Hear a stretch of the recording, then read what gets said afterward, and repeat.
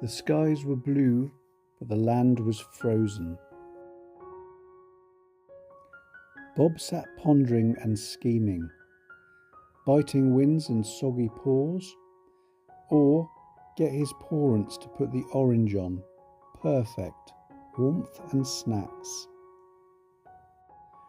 Bob checked Mum's gardening journal and noticed she did not have many fruit trees, in fact hardly any at all, and this was the perfect time of year to plant them.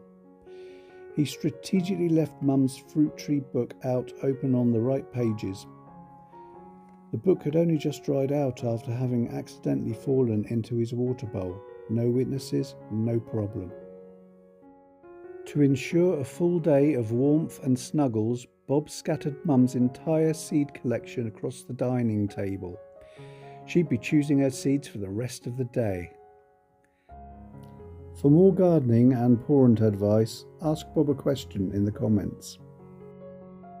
This video was produced with the kind permission of Bob Cratchet the cat.